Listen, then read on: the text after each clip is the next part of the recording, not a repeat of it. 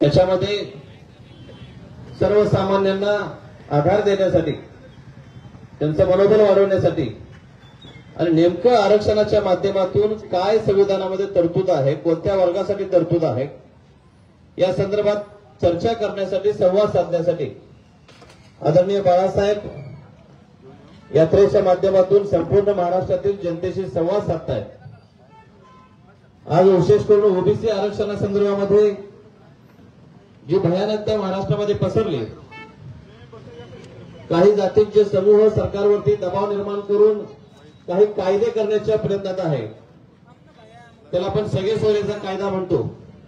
या कायद्याला स्पष्टपणे विरोध आदरणीय बाळासाहेब आंबेडकरांनी केला, वंचित बहुजन आघाडीने केला। ज्यावेळी सर्वपक्षीय बैठक मुंबईमध्ये आयोजित केली होती, त्या बैठकीमध्येही आदरणीय बाळासाहेबांनी स्पष्टपणे सगळे सोयीच्या कायद्याला विरोध केला।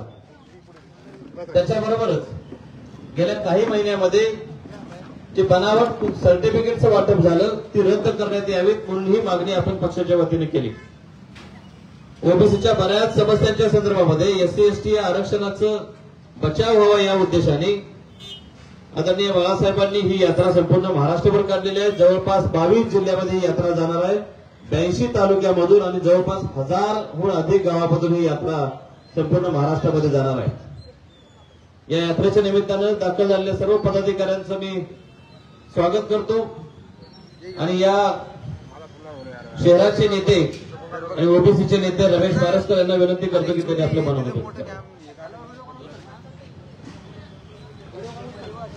आज या ठिकाणी आपल्या मोहोळ शहरामध्ये आदरणीय प्रकाशजी आंबेडकर साहेब तसेच वंचित बहुजन आघाडीच्या प्रदेशाध्यक्ष व सर्व सन्माननीय टेज ओबीसी आरक्षणाच्या संदर्भामध्ये स्पष्ट भूमिका या राज्यामध्ये कुठल्याच पक्षाने या ठिकाणी घेतली नव्हती। राष्ट्रवादी काँग्रेस असेल, शिवसेना असेल, भाजप असेल, काँग्रेस असेल, या कुठल्याच पक्षानं ओबीसी आणि मराठा जो वाद या महाराष्ट्रामध्ये लागलेला आहे आणि तो वाद मिटवण्यासाठी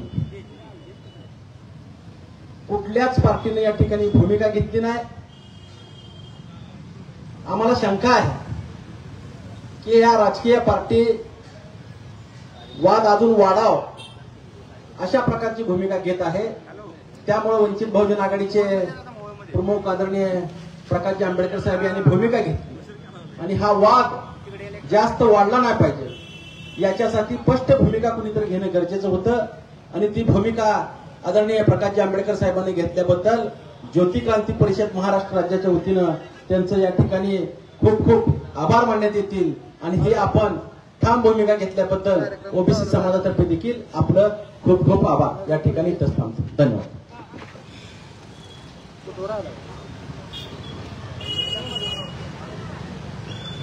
यानंतर आपल्या पक्षाच्या अध्यक्षा रेखाताई ठाकूर आपलं मनोगत व्यक्त करतील।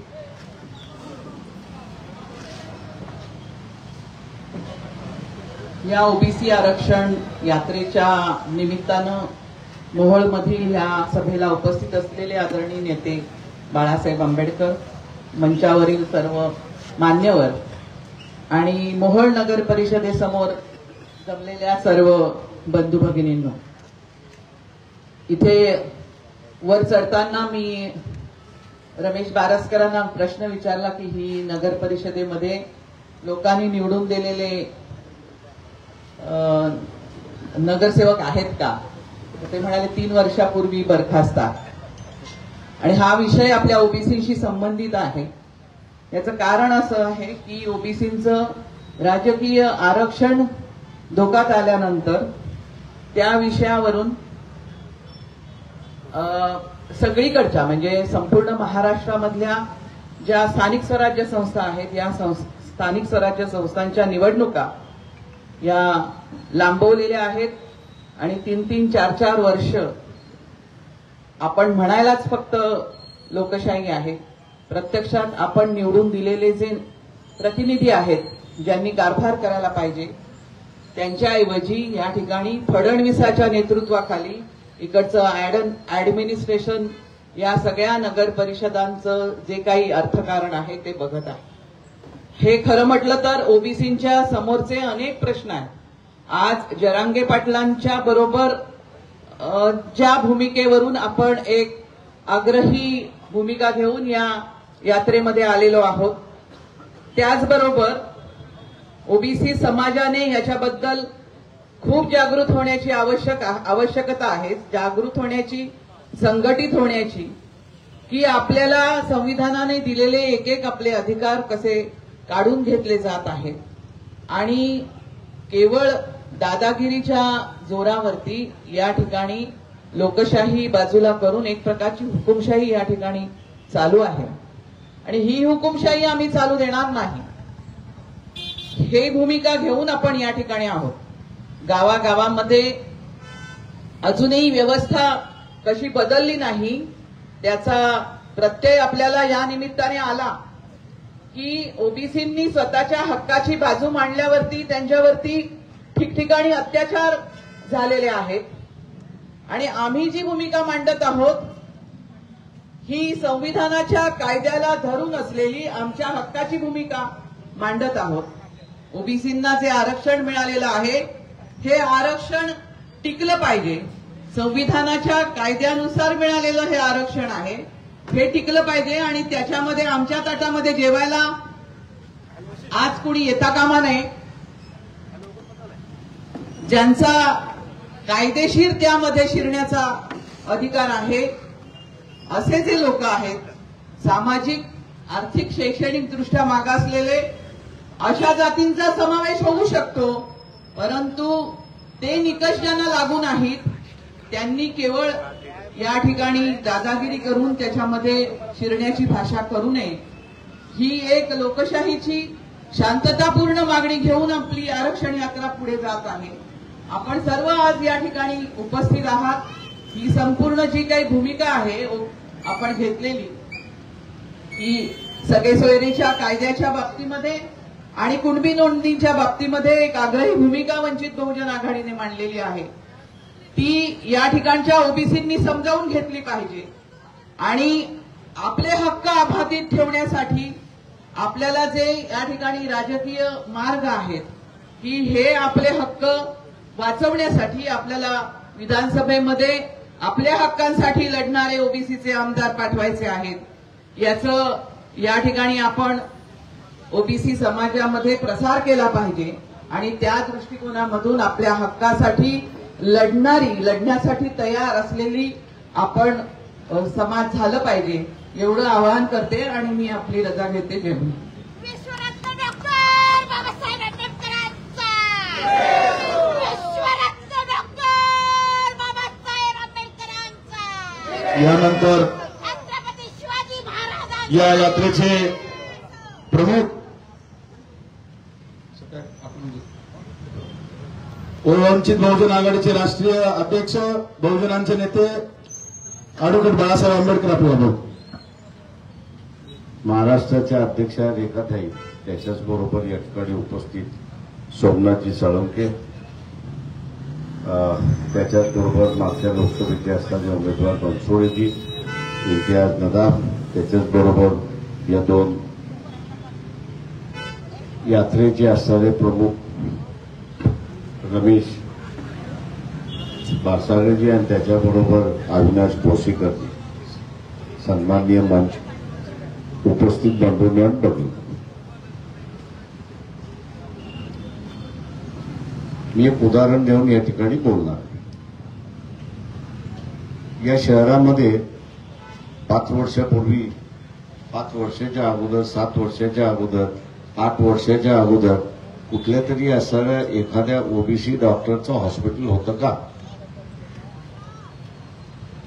मी बरेच वेळा येऊन गेलो या शहरात, त्याच्यामुळे मला माहिती आहे. त्याच्यामुळे ओबीसीचं असताना हॉस्पिटल नव्हतं. आता असताना 3 हॉस्पिटल झालेत माझ्या माहितीप्रमाणे आणि तिन्ही आहेत ते धनगर समाजाचे आहेत. आता हे हॉस्पिटल का उभं करू शकतो? याचं कारण की त्यांना असताना मेडिकलची डिग्री मिळाली याच्या अगोदर त्यांना असताना मेडिकलची डिग्री का मिळाली नाही, तर 90च्या अगोदर आरक्षणच नव्हतं. 90च्या अगोदर आरक्षणच नव्हतं आणि म्हणून मेडिकलमध्ये त्याला जाता आलं नाही. 90 साली आरक्षण आलं, मेडिकलची डिग्री त्याला असताना घेता आली आणि आज एक हॉस्पिटल उघडलं अशी असणारी परिस्थिती. मी एक उदाहरणार्थ फक्त बोलतोय. हे जर 90 साली आरक्षण आलं नसतं तर मेडिकलची डिग्री मिळाली असती का, तर नाही. मेडिकलची डिग्री मिळाली नसती तर हॉस्पिटल उघडलं गेलं नसतं. आता असताना याच आरक्षणाचा मुद्दा ऐरणीवरती आलेला आहे. कालच आपण बघितलं असेल की शरद पवारांचं स्टेटमेंट आलं आणि त्यांनी असं म्हटलं नामांतर झालं, त्याच्याबद्दल त्यांनी असताना खेद व्यक्त केला. त्यांनी पुढे जाऊन सांगितलं की इथे असताना समाजाचे 225 आमदार निवडून आणायचे आहेत, आघाडीचे निवडून आणायचे आहेत असं जर म्हटलं असतं तर ते पॉलिटिकल स्टेटमेंट आहे. समाजाचे निवडून आणायचे आहेत म्हटलं म्हणजे शरद पवार कुठल्या समाजाचे, कुठल्या समाजाचे, तर ते मराठा निवडून आणणार. तुम्हाला स्थान आहे का, तर नाही. तेव्हा जी लोकसभेमध्ये गत झाली उमेदवाराच्या संदर्भात की एकही ओबीसीला उमेदवारी देण्यात आली नाही, मग ती काँग्रेसनी दिली नाही, राष्ट्रवादींनी दिली नाही, शिवसेनेने दिली नाही आणि बीजेपी वाल्यांनी दिली नाही, या मेन पक्षांनी दिली नाही आणि त्याच्यामुळे एकही निवडून आला नाही. आज आपण असं बघत असाल की आमची भूमिका अशी आहे की ओबीसीला मिळालेलं आरक्षण हे ओबीसीकडेच राहिलं पाहिजे. तुम्हाला इतर कोणाला आरक्षण द्यायचे निश्चितपणे द्या, आमचं ना नाही. पण एकाच ताटामध्ये जे दोघांना बसवायला निघालेला आहात त्याच्यातून असणारं भांडण होतंय, वितुष्यवाद होतोय आणि आता असताना परिस्थिती अत्यंत वाईट होत चालली अशी असणारी परिस्थिती आहे.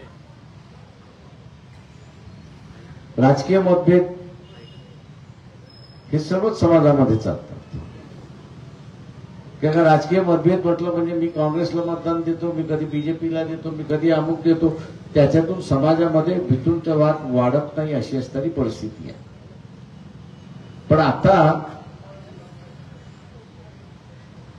हे जे मी उदाहरण दिलं की हॉस्पिटल, उद्या आरक्षणच राहिलं नाही तर हॉस्पिटल कुठून बांधणार. हॉस्पिटल जसं बांधता येणार नाही तसं असताना अधिकारी होणार नाही. म्हणजे या देशाच्या विकासाच्या यंत्रणेपासून मुकणार अशी असणारी परिस्थिती आहे. आणि अशा या परिस्थितीमध्ये मिळालेला अधिकार जाणार नाही याची दक्षता इथे असताना ओबीसीने घेतली पाहिजे, हे लक्षात घ्या. एससी एसटी याचं आरक्षण जे आहे हे संविधानिक आहे आणि म्हणून त्याच्यावरती कुठल्याही प्रकारची अडचण येणार नाही, टीच येणार नाही, काही येणार नाही. पण ओबीसीचं जे आरक्षण आहे हे संविधानिक जरी असलं तरी त्याला संविधानिक दर्जा देण्यात आलेला नाही. आणि तो संविधानिक दर्जा देण्यात आला नाही याचं कारण की ज्यावेळेस आरक्षण घेण्याचा प्रश्न होता त्यावेळेस व्हीपी सिंगांचं सरकार होतं. व्हीपी सिंगांनी असताना काँग्रेसला आणि त्याच्याच बरोबर भारतीय जनता पक्षाला विचारलं की बा ह्याला असताना आपण संविधानिक दर्जा देऊ. त्यावेळेस दोघांनी भूमिका घेतली की याला संविधानिक दर्जा द्यायचा नाही, याला संविधानिक दर्जा द्यायचा नाही. आणि म्हणून ओबीसीचं आरक्षण जे आहे हे ओबीसीचं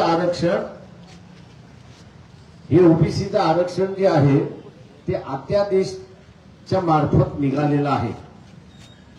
अध्यादेशाच्या मार्फत निघालेला आहे. तो अध्यादेश असताना सुप्रीम कोर्टामध्ये चॅलेंज करण्यात आला. इंदिरा साहनीच्या जजमेंट म्हणून त्याला ओळखलं जातं आणि कोर्टाने सांगितलं की ओबीसीला आरक्षण देणं हे घटनेशीर आहे. ओबीसीला आरक्षण देणं हे असताना घटनेशीर आहे. आरक्षण देणं हे घटनेशीर आहे, पण अध्यादेशामार्फत द्यावं का हे तपासण्यात आलेलं नाही. आणि म्हणून आपण बघत असाल की काही वर्षापूर्वी जस्टिस खानविलकर जे होते, सुप्रीम कोर्टाचे जज होते, त्यांच्या पुढे पिटिशन गेलं. त्यावेळेस त्यांनी असताना म्हटलं की याचं सैद्धांतिक बाजू तपासली गेली नाही आणि मग ग्रामपंचायत ते नगरपालिकेपर्यंत आरक्षण मिळालं नाही. एक निवडणूक तशी गेली. अजून सुद्धा ओबीसीला राजकीय आरक्षण मिळणार का, तर त्याच्याबद्दल सुद्धा अजून असताना शंका आहे.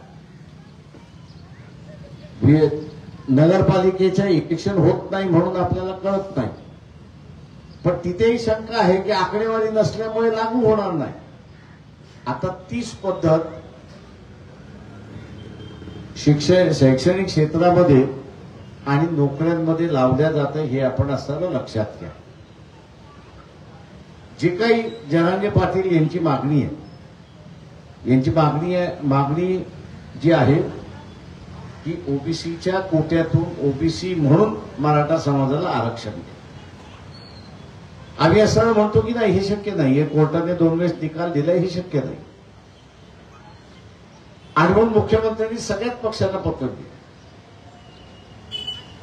सगळ्याच पक्षांना पत्र लिहिलं आणि सगळ्याच पक्षांना पत्र लिहून त्या ठिकाणी सांगितलं की तुम्ही आपापली भूमिका सांगा. भारतीय जनता पक्षाला पत्र लिहिलं, एनसीपी शरद पवार यांना पत्र दिलं, काँग्रेस पक्षाचे असणारे बाळासाहेब थोरात, राहुल गांधी यांना असताना पत्र लिहिलं, उद्धव ठाकरे यांनाही पत्र लिहिलं. परंतु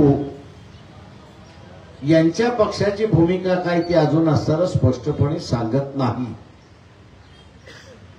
हे स्पष्टपणे सांगत नाही आणि हे स्पष्टपणे न सांगत असल्यामुळे शंका आता निर्माण झालेली आहे, अशी परिस्थिती आहे. ओबीसीच्या ज्या सामाजिक संघटना आहेत त्या हा लढा उभा करतात आहे. अनेक ओबीसीचे कार्यकर्ते जे आहेत ते वेगवेगळ्या पक्षांमध्ये आहेत. मी त्या सर्व वेगवेगळ्या पक्षांमध्ये असताना ओबीसीचा जो कार्यकर्ता आहे त्याला आवाहन करतोय की त्यांनी आपापल्या पक्षामध्ये लढा द्यावा. त्यांनी आमच्याकडे यावं, हे आमची अजिबात मागणी नाही किंवा आग्रही नाही. तुम्ही ज्या पक्षामध्ये आहात त्या पक्षामध्येच तुम्ही राहा आणि त्या पक्षाबरोबर तुम्ही भांडा की आम्हाला असताना ओबीसीला उमेदवारी मिळाली पाहिजे, ओबीसीला मिळाली पाहिजे. किमान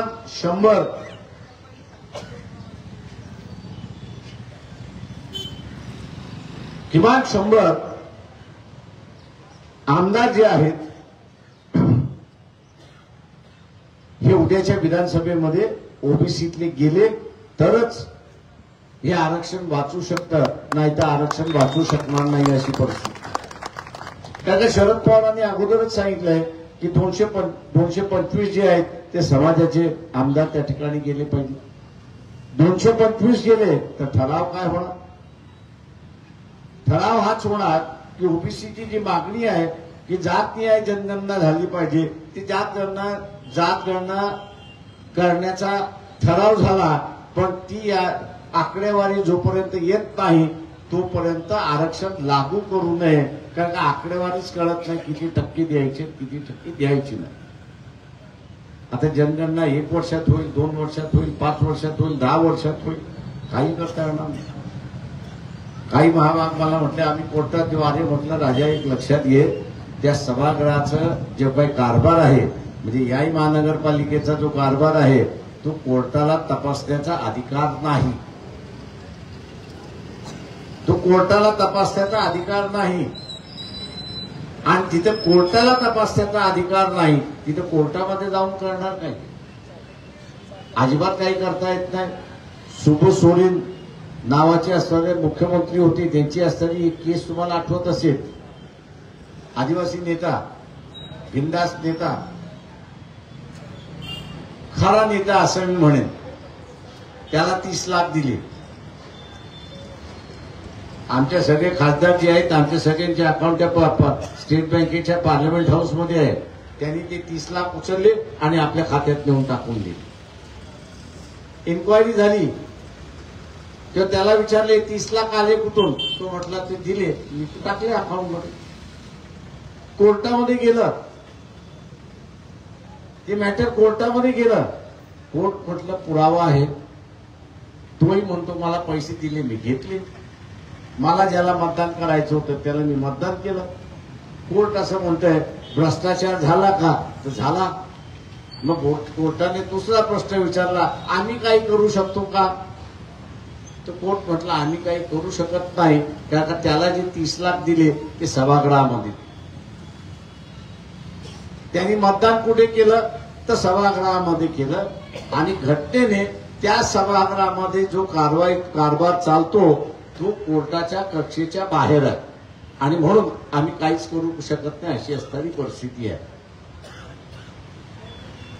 काहीच करू शकत नाही अशी असणारी परिस्थिती आहे. आणि मग उद्या हा ठराव जर तिथे सभागृहामध्ये गेला तर मग किती वर्ष लोंबकळेल याची असणारी कल्पना नाही. ती परिस्थिती येण्याच्या अगोदर मी इथला माळी असेल, धनगर असेल, वंजारी असेल, कैकाडी असेल, मांगारुडी असेल, सगळ्यांची नावं घेत नाही, तर या सगळ्यांना असणारं आवाहन करतोय की आरक्षण वाचवायचं असेल तर इलेक्शनच्या अगोदर वाचवणं हे महत्वाचं आहे. इलेक्शनच्या अगोदर येणं हे वाचवणं हे महत्वाचं आहे. एक नौटंकी चालली आहे आणि चांगली नौटंकी चालली आहे असं मी त्या ठिकाणी मानतो. आणि ही नौटंकी जरांगे पाटील वर्सेस देवेंद्र फडणवीस. तुम्हाला काय वाटतं ते भांडण आहे, दोघांमधलं भांडण आहे असं तुम्हाला वाटतं? दोघेही एकमेकाला खालच्या भाषेमध्ये बोलतात की नाही? बोलतात ना. त्याचं कारण काय? दोघेही एकमेकाला खालच्या भाषेमधनं शिव्या देतात, संबोधतात. त्याचं कारण काय? त्याचं राजकारण आपण असताना समजून घेतलं पाहिजे. त्याचं राजकारण आहे की देवेंद्र फडणवीस कुठल्या पक्षातले, त्यांचा पक्ष कुठला? भारतीय जनता पक्षाने भूमिका घेतलेली आहे का की जरांगे पाटलांची जी मागणी आहे की मराठा समाजाला ओबीसी मधनं आरक्षण द्या या संदर्भात काही भूमिका घेतली आहे का? इथे ओबीसीला फसवण्याचा खेळ चाललाय हा लक्षात घ्या. की जरांगे पाटलाच्या विरोधात कोण, तर देवेंद्र फडणवीस. जरांगे पाटलांच्या विरोधात कोण, तर देवेंद्र फडणवीस. आणि मग ओबीसीने असं वाटतंय की देवेंद्र फडणवीसच्या विरोधात जरांगे पाटील आहे तर मग देवेंद्र फडणवीस आपला. देवेंद्र फडणवीस आपला, तुम्ही त्याला मतदान द्या. पण उद्याच्या सभागृहामध्ये देवेंद्र फडणवीस ठरावाला आम्ही विरोध करणार आहोत किंवा हा ठराव आम्ही येऊ देणार नाही असं कुठं आश्वासन देता येत का? नाही. तर फसवायचं नाहीये. लोकसभेमध्ये जसं या पक्षाने एकही ओबीसीला उमेदवारी दिली नाही, उद्याच्या असणाऱ्या विधानसभेमध्ये यांचे समझोते होणार. किमान 100 जागा ह्यांना मिळणार, किमान 100 जागा ह्यांना मिळणार. त्या 100 जागांपैकी 50% जागा जर ओबीसीचे उमेदवार त्यांनी उभे केले तर तो आपला पक्ष म्हणून समजायचा. किती टक्के उमेदवारी दिली पाहिजे? 50%. 100 जागा त्यांच्या वाट्याला आल्या तर 50% असताना त्यांनी उमेदवारी दिली पाहिजे. आणि जो पक्ष 50% उमेदवारी देत नाही तो आपला पक्ष नाही म्हणून त्या ठिकाणी आपण ठरवलं पाहिजे. तो पक्ष आपला नाही. ही भूमिका या निवडणुकीमध्ये आपल्याला घ्यावी लागणार आहे. या निवडणुकीपुरती ती आपल्याला भूमिका घ्यावी लागणार आहे. आणि ती आपण घेतली तरच आरक्षण वाचेल, नाहीतर आरक्षण वाचणार नाही अशी असणारी परिस्थिती आहे. आणि म्हणून मी जाता जाता एवढाच इशारा करणार आहे की आपले जे राजकीय मत झालेलं आहे,